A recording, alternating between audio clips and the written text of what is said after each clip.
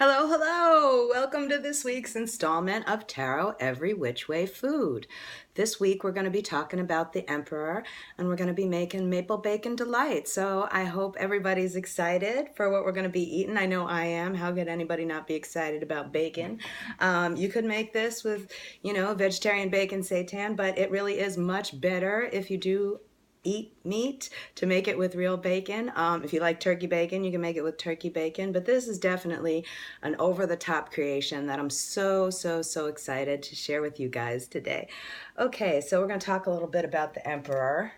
You know, a lot of you are familiar with the Emperor. There's, in a lot of ways, he's the ultimate in paternal power and authority, and I think that that's hard for a lot of people to grasp. So let's just get started with this recipe, and then I'll talk a little bit more about the Emperor.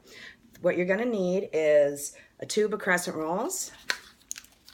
I got the honey ones. You don't have to get the honey ones, but anybody who knows me knows I'm in Oshun, so I like the idea of the honey ones. You're going to be making the whole package. I'm only making a half a package here because I got the other package going in the oven through the magic of television, as they used to say when I was little.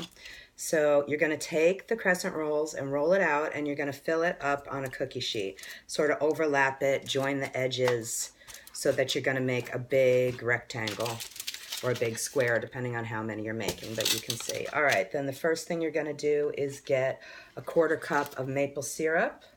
I always use real maple syrup. You know, I'm not happy with high fructose corn syrup, so we don't need any of that. So you're going to take a 1/4 cup of maple syrup and drizzle that on top of the crescent rolls. You're going to get some bacon.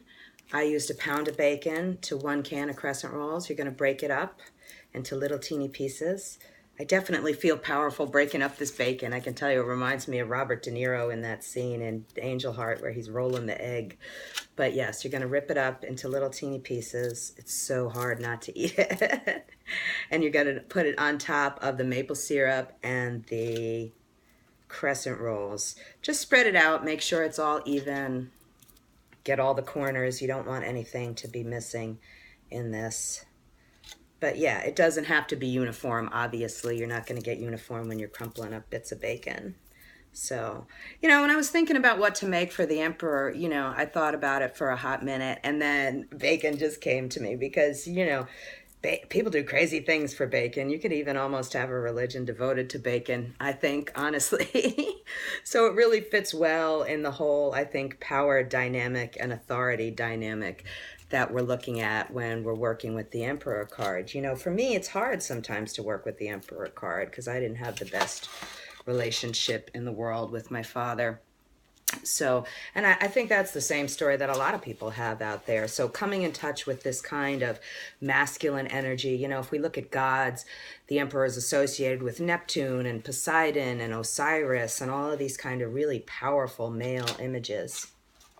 So I think it's interesting, to sort of connect with those energies on a lot of different levels and use that in your magic when you're working with the Emperor card. The next thing we're going to get, like I said, there's a 1/4 cup of maple syrup. I used a pound of bacon. You can use less. You can use more if you really want to go bacon crazy. And then the other thing we're going to use is brown sugar. So we're going to crumple some brown sugar, regular dark brown sugar, on top of the bacon mixture. And all of this just sort of gets layered together on top of everything. As you can see, I have my candles going. We got a full moon and an eclipse today. I hope everybody is celebrating accordingly. That's a lot of power up in the sky today and tonight. And we got another eclipse coming up. It's interesting about, the energy shift between these two eclipses. And I think that, last week we did the Empress, and I think that going from the Empress to the Emperor is the same kind of thing as the sun and the moon. We're shifting between these two powerful forces and going back and forth between them, and what that does to us magically, especially at this time when we're in between both a lunar eclipse and the solar eclipse that's coming. So this is what's going to look like when it's finished. Before you put it in the oven, you're going to cook it in the oven at 375 for 15 to 20 minutes. Watch it so it doesn't burn. And I'll move this over so I can talk a little bit more about the Emperor to you. I have bacon all over me. When I was setting up, I dropped my phone in the bacon, so that shows you where I am today. I just got off of a lovely weekend in Pittsburgh with my friend Fat Man D, and it was just amazing. It was so powerful to hear her sing and to meet her friends and to do some spiritual work there. It was just so, so beautiful and close to my heart. But I did get off a very long bus ride, so I'm still recovering from that. So bear with me. Okay, what else are we going to talk about? In the deck that I use most often, the New Orleans Voodoo Tarot by Louis Martinet and Sally Ann Glassman, the Emperor card is Loco, and I think that this gives a very interesting take on this Emperor energy because, you know, when you have a temple or a humfor in Haiti, whoever's the priest of that temple or the father of that temple is automatically associated with Loco. And here in the card, Sally Ann and Louis have it depicted as the center pole, which is known as the potomitan. And in a lot of these Haitian structures, the potomitan really literally would be the center pole for the entire structure. So you're looking at a small building in which there is one center pole and all the, you know, wood supports go off of that. And that's what's really holding up the entire building. And when they do ritual in Haiti, what they do is draw the veves around the center pole or the potomitan. And I think that it shows a way in which the emperor is kind of a support for the whole community, a kind of support for you when you're seeing this card come up in a reading or seeing it come up in a reading that you're doing for somebody else.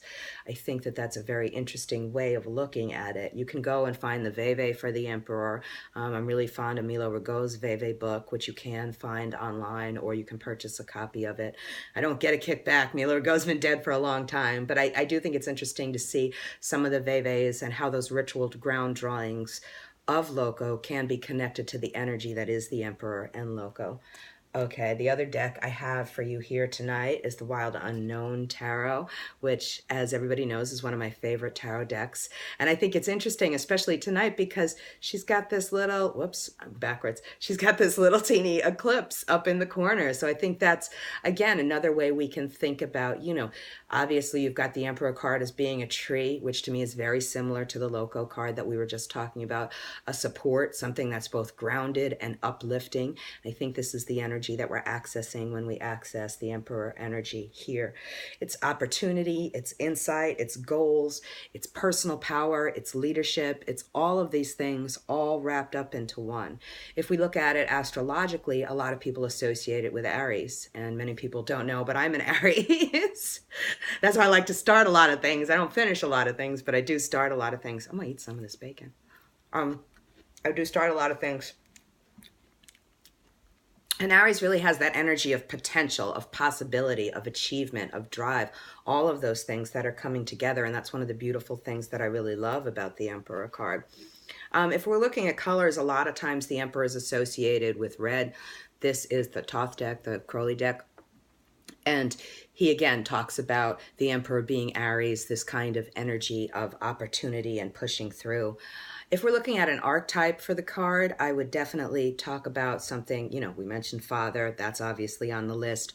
Also boss, any kind of authority figure that you have, but not in a spiritual way. We see that in the other cards with the Hierophant and things like that. But this is definitely an authority figure in the secular world, so you can think about it this way. There's also political power that's associated to it, something that's, you know, very near and dear to our hearts in the current climate for most of us that we're having to deal with. So it's that kind of energy as well. It's a formidable energy and something I think we have to be very serious about when we're looking at it. When we look at stones that are associated with it, people say rubies. I have a raw ruby here. Also carnelian, which is very healing stone in that orange-red color, topaz, red jasper, and also emeralds, which I think is interesting because we've got this kind of symbol of power that's great, but it's not red like the other colors, stones that we just mentioned. It's green, so that gives us a different kind of power, but it is a precious stone, a precious gem that people have used for a very long time to give them power and energy. All right, so now through the magic of television, I'm going to run away. I'm going to do this really quickly so you don't have to look at an empty chair. Please don't leave. And I'm going to show you what the finished product of the Maple Bacon Delight is. This is me opening the oven.